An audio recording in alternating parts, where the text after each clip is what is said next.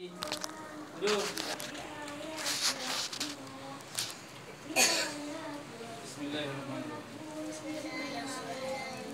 Tinggal saja.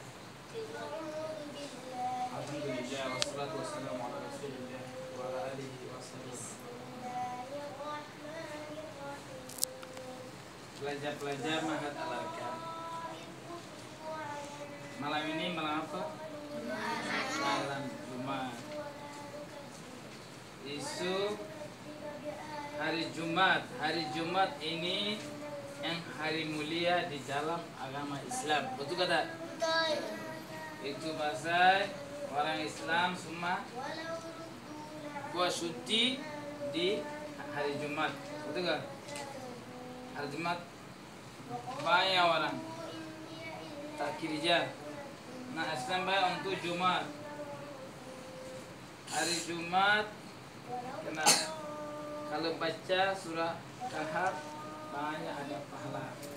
Nak potong kuku, sugi, mandi, pakai minyak wangi, pakai baju jubah santai-santai bagi elok yang sudah sedikit minyak. Itu ya, itu sunat di dalam hari Jumat. Itu kita orang semua kena bersihkan. Sebab bersihkan daripada iman.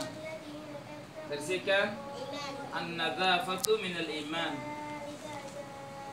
Hari Jumat seluruh madrasah, mahat-mahat yang tahfiz, mana-mana ada. Pelajar-pelajar semua dia orang buat nak bersih, sapu, yang mandi, yang apa-apa semua buat hari Jumat. Sebab hari Jumat hari suci. Hari Jumat yang hari mulia di dalam agama Islam. Potong kuku, potong rambut, sugi, pakai jubah, pakai minyak wangi. Awal-awal masuk masjid baca sembahyang tahiyatul masjid. Itu yang paling amalan baik. Ya, boleh kata boleh? Itu kita orang kena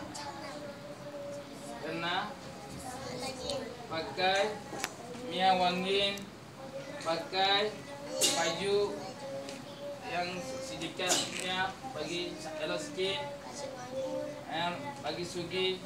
Kalau kuku panjang-panjang kena potong. Lagi rambut. Ini sunat untuk hari Jumat. Hari Jumat. Betul kata? Betul. Boleh kata boleh? Boleh. Kita orang ini orang Islam. Ya. Budak-budak ini orang Islam. Ya. Daripada urus Muslim kita lahirnya dari Islam. Kita kena tahu undang-undang Islam. Dia Malaysia? Ya. Okey.